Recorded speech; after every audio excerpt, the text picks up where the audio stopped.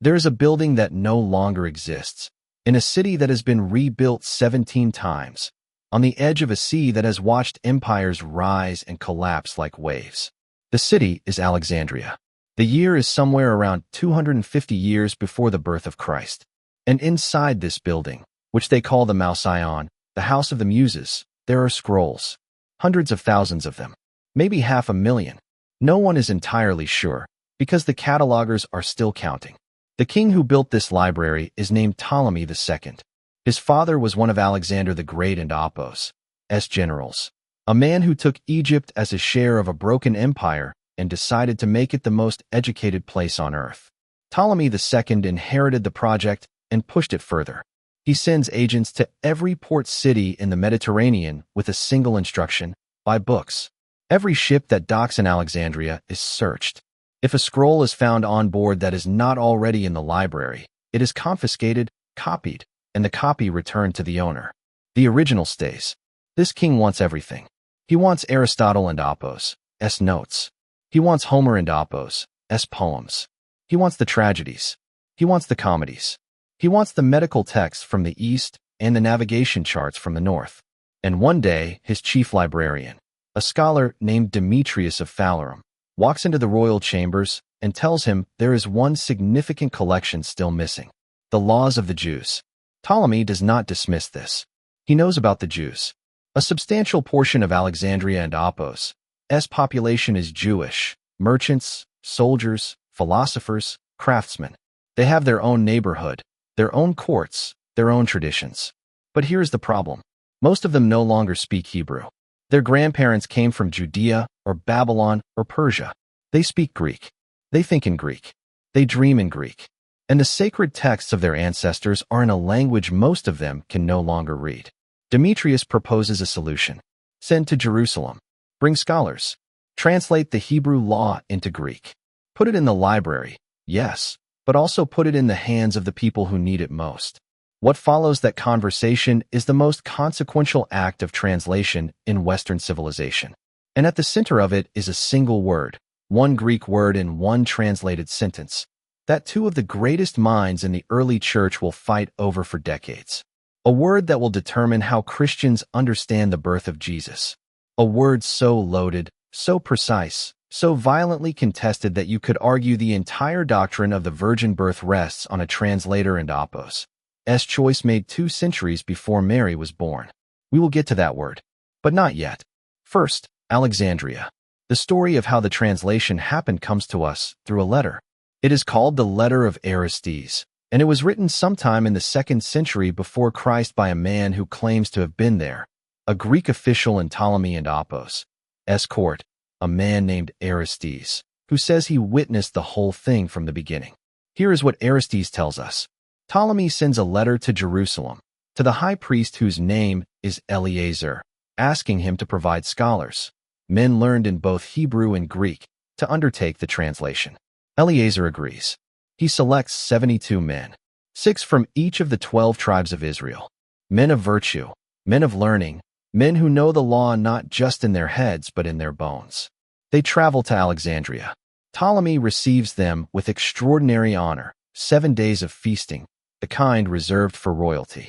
He asks each of them deep questions about the law and the meaning of life, and Aristes tells us their answers were remarkable, thoughtful, precise, full of wisdom. The king is impressed. Then they are taken to an island. The island is called Pharos.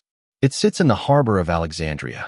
And there, in 72 separate chambers, each of the 72 scholars begins to translate.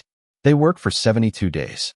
And when they emerge, when each scholar brings his completed translation into the light, the translations are compared. And they are identical. Not similar. Not close. Identical. Word for word. As if they had been dictated by one voice. The community of Jews in Alexandria assembles to hear the reading. They declare it authoritative. A curse is pronounced on anyone who would ever alter it. Now, was this true? In the strictly historical sense, scholars are cautious. The letter of Aristes reads at times like a document designed to give the translation divine authority by giving it a miraculous origin. Many historians think it was written a century after the events it describes. The 72 separate but identical translations have the shape of legend. But here is what most people miss. Whether or not the legend is factually precise, something real happened. The Hebrew scriptures were translated into Greek in Alexandria in the 3rd century before Christ. This is not disputed. The translation exists. It shaped the world. The question of exactly how and when and by whose hand, that is where the mist begins. The Jewish philosopher Philo of Alexandria, writing around the time of Jesus and Apos' birth, does not treat the story as legend at all. He calls the translators not scholars but prophets. He says they were seized by divine inspiration as they worked, that they were given, word by word, the mind of God in a new language. He uses the same word for their experience that the Hebrew prophets used for their own. That is an extraordinary claim. But Philo was not a credulous man. He was one of the most sophisticated philosophical thinkers of his age. And he believed it. Stay with me. Because the question of whether God was in this translation is not just a historical curiosity. It is the question that will nearly break the early church in half. To understand why the Septuagint mattered, you need to understand who needed it. Picture a Jewish family in Alexandria in the year 230 before Christ. The grandfather came from Jerusalem 3 generations ago. Maybe he was a soldier brought by Ptolemy I to help garrison the city. Maybe he was a merchant who followed the trade routes west and never went back. Whatever the reason, he came. He stayed. He built a life. His children grew up speaking Greek. His grandchildren think in Greek. They know the Shema, and quote, "Hear, O Israel, the Lord our God, the Lord is one," end quote, because it has been said in their house every evening since they can remember. But if you handed them a Hebrew scroll and asked them to read it, they would stare at you with polite incomprehension. This is what diaspora does. It does not destroy a people and Apos' faith, but it quietly, inevitably, changes the language in which that faith is held. By the 3rd century before Christ, there are more Jews living outside Judea than inside it. In Alexandria alone, the Jewish population is enormous. Their community in the Delta district is one of the largest in the city. They have synagogues. They have schools. They gather on the Sabbath to hear the law read. But in many of these synagogues, the Torah is being paraphrased in Greek by a translator standing beside the Hebrew reader, because the congregation cannot follow the original. The Septuagint did not arrive as a luxury. It arrived as a necessity. And the people who made it faced a challenge that every translator in history has faced, only more acutely than almost anyone before or since. How do you carry a God who refused to give his name across into a language built by people who had dozens of gods with names for everything? The Hebrew scriptures use a word that is not quite a word. For consonants, Yod, He, Vav, He, Yahweh, the sacred name. So sacred that observant Jews do not pronounce it. They substitute Adonai, which means Lord, when they come to it in reading. The translators of the Septuagint made a choice that seems small and is, in fact, enormous. They rendered YHWH as Kyrios, the Greek word for Lord, Master, the one with ultimate authority. It is a reasonable translation. It matches what Jewish readers were already saying aloud. But here is what it sets in motion. When Paul writes his letters, when Peter stands up at Pentecost and preaches, when the early church confesses its faith, they say Kyrios Isis. Jesus is Lord. Jesus is Kyrios. And every person who has grown up reading the Septuagint knows that Kyrios is the name above all names. The name of the God of Israel. The God of Abraham. The God who spoke from the burning bush. The early church did not invent the exaltation of Jesus by finding a new word. They used the word that was already there, in the Bible they already read, waiting to be applied to the one who, they believed, bore it most fully. That transfer of a single word across a single translation is one of the most powerful theological moves in the history of religion. And it happened because a group of Jewish scholars in Alexandria 2 centuries before Christ decided that Kyrios was close enough. Here is where the story gets uncomfortable. The Septuagint and the Hebrew scriptures are not identical. In most places they match. In some places they differ in small ways. A word here, a phrase there. But in certain places, places that turn out to matter enormously, they say different things entirely. Take Psalm 40. In the Hebrew, verse 6 reads like this, and quote, "Sacrifice and offering you did not desire, but ears you have dug for me," end quote. The image is of God forming ears in a human skull, making a servant who can hear and obey. The Septuagint reads, and quote, "Sacrifice and offering you did not desire, but a body you have prepared for me." End quote. Different image, different theology, different word. The letter to the Hebrews, one of the most theologically dense books in the New Testament, quotes this psalm. It uses the Septuagint version. A body prepared, the Son of God entering human flesh, the sacrifice made once for all. That argument does not exist in the same form if you start from the Hebrew. Now pay attention to this, because we are at the center of the whole story. The New Testament writers quote the Hebrew scriptures hundreds of times. And when scholars count those quotations and trace them back to their source, the overwhelming majority, somewhere between 70 and 80%, match the Septuagint wording, not the Hebrew. This is not a mistake. This is not carelessness. These writers, Matthew, Paul, the author of Hebrews, Peter, Luke, are quoting the Bible they read. The Bible that was read in the synagogues of the diaspora. The Bible that was read in the early house churches of Corinth and Ephesus and Rome. The Greek Bible, the Septuagint, which means, if you want to understand why the New Testament sounds the way it sounds, why it uses the words it uses, why its arguments are built the way they are built, you need to understand the Septuagint, not as a curiosity, as a foundation.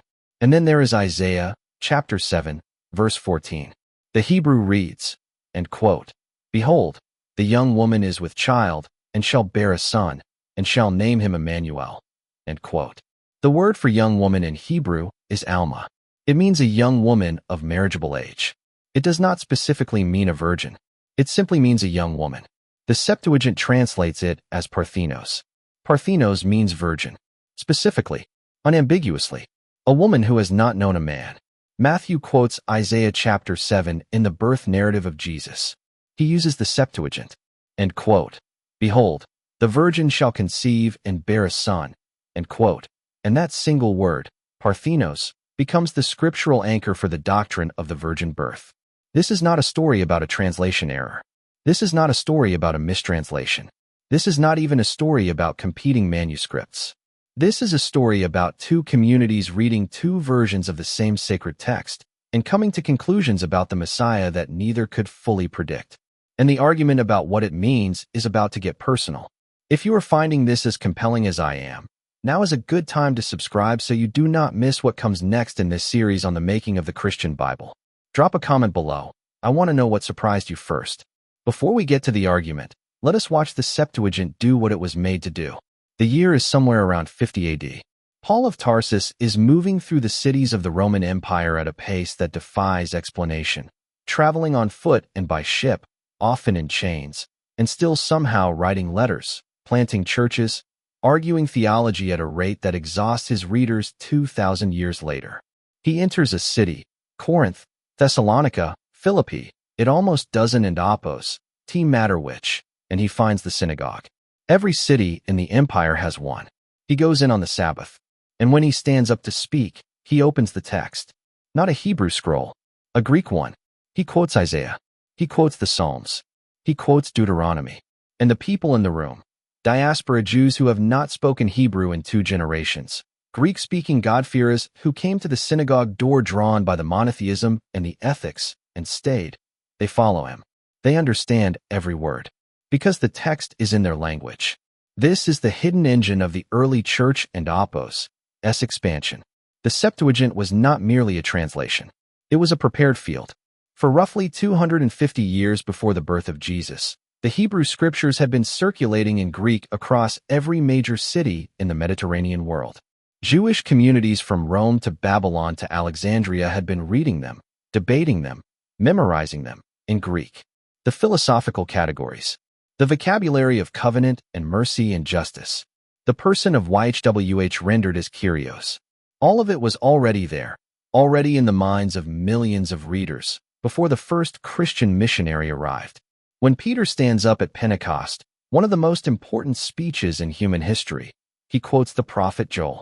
He quotes it from the Septuagint. End quote. And in the last days, God declares, "I will pour out my spirit upon all flesh." End quote. The crowd is full of diaspora Jews who have come to Jerusalem for the festival from every nation under heaven. Jews from Parthia and Media, from Egypt and Libya, from Rome. Men and women whose mother tongue is Greek. Peter is not speaking into a void. He is telling these people that the scriptures they already know, the ones they have been reading in Greek since childhood, have just been fulfilled. In this city, in the last 50 days, the response is 3,000 people baptized in a single afternoon. And here is the remarkable thing. As the church spreads into the Gentile world, into the households of Greeks and Romans who have never set foot in a synagogue, they do not have to build a theological vocabulary from nothing. The Septuagint already built it. The concepts of one God, of covenant, of righteousness, of the promised Messiah, all of it has been seeded into the Greek-speaking world, scroll by scroll, synagogue by synagogue, for 2.5 centuries. The Septuagint did not just carry the faith. In a very real sense, it carried it first. Now we come to the argument. The year is somewhere around 380 AD. The Western Church has commissioned a new Bible.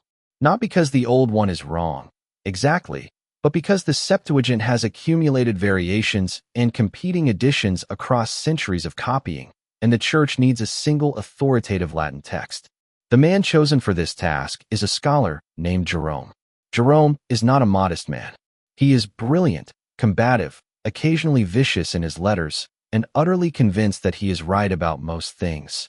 He has spent years in the East, studying Hebrew in Bethlehem with Jewish teachers who risk social censure to teach him. He knows the Hebrew text. He respects the Hebrew text. And he has come to believe something that many in the church find alarming.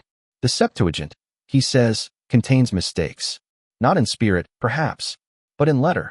The Hebrew says one thing, the Greek says another. And when they differ, Jerome believes the Hebrew, the Hebraic veritas, the Hebrew truth, should take precedence. He sits down in his stone study in Bethlehem and begins to translate, by lamplight, from Hebrew, book by book, letter by letter, producing what will eventually be called the Vulgate, the common Bible of the Western Church for the next 1,000 years. And in the East, in North Africa, in his bishop and Apos' city of Hippo, Augustine hears what Jerome is doing and writes him a letter.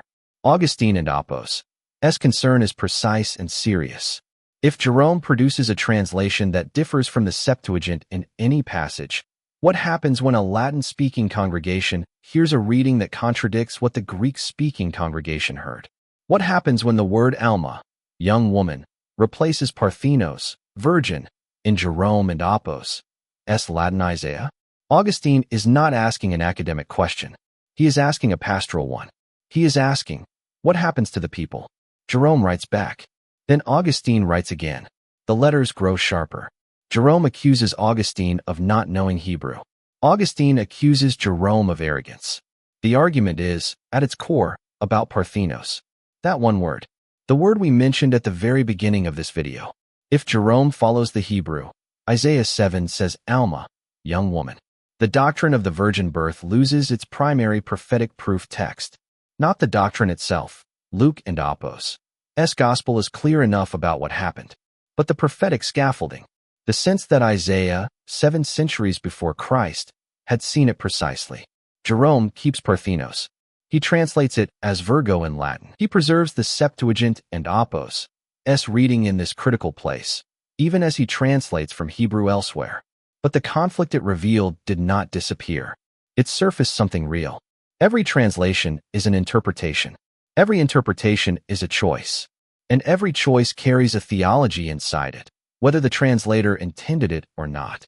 The 72 scholars on the island of Pharos, or the scholars who actually made the translation, whoever they were, however many they were, made a choice when they wrote parthenos. We cannot know if they understood what that word would carry across the centuries. But it carried everything. Here is what the rupture looks like, in the end. After the destruction of the Second Temple in 70 AD, the Jewish communities of the Roman Empire face an existential question. Without the temple, without the sacrificial system, without the physical center of the faith, what holds them together? The answer the rabbis give is the text, the Torah, the law. Read it, debate it, carry it.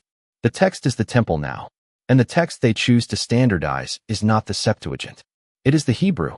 A group of scholars, working at Jamnia and other centers, begin the work of establishing an authoritative Hebrew canon. And when a Jewish scholar named Aquila produces a new Greek translation in the early 2nd century AD, it is deliberately closer to the Hebrew, more literal, less elegant, designed to replace the Septuagint in Jewish usage. Because by then, the Septuagint has become the Christian Bible. The rupture is not violent in this moment, but it is complete. One people, two books, the same texts in many places, but not all places. And in the places where they differ, entire doctrines hang in the balance. The Eastern Orthodox Church still uses the Septuagint as its Old Testament today. The Ethiopian Orthodox Church, one of the oldest Christian traditions on earth, reads a canon that includes books found in the Septuagint and nowhere else. Millions of Christians around the world read a Bible shaped by the choices of those Alexandrian scholars, whether they know it or not. And here is what I want you to take from this. The Bible you hold was not handed down in a single language, in a single moment, to a single people. It was carried across centuries, across languages, across cultures, by exiles and scholars and kings and stubborn translators working by lamplight in stone rooms. And at every crossing, something was at stake. The faith survived not because it was fragile and needed protecting, but because it was resilient enough to bear the weight of translation. The New Testament was written by people who read the Septuagint. Paul read it. Peter read it. Matthew read it. The words they chose, Kyrios for Jesus, the virgin who conceives, the body prepared. Those words came from a Greek Bible made 200 years before they were born. You cannot fully understand what the New Testament is saying if you do not understand the library it was drawing from. And this is the one I want you to carry with you. Every generation has to carry the faith across a language barrier. Not always Greek to Latin. Sometimes ancient to modern. Sometimes institution to person. Sometimes church language to the language of the street. The translators on the island of Pharos, whether there were 70 or 72 or 200, they were doing what every honest believer eventually has to do. They were asking, how do we say this true thing in a way that the people who need it can actually hear? And the answer they gave has been shaping the world for 2,300 years. Which part of this surprised you most? The Parthenos argument, the Kyrios transfer, or something else entirely? Tell me in the comments. I read every one. This is the Bible before the Bible, and it is still speaking.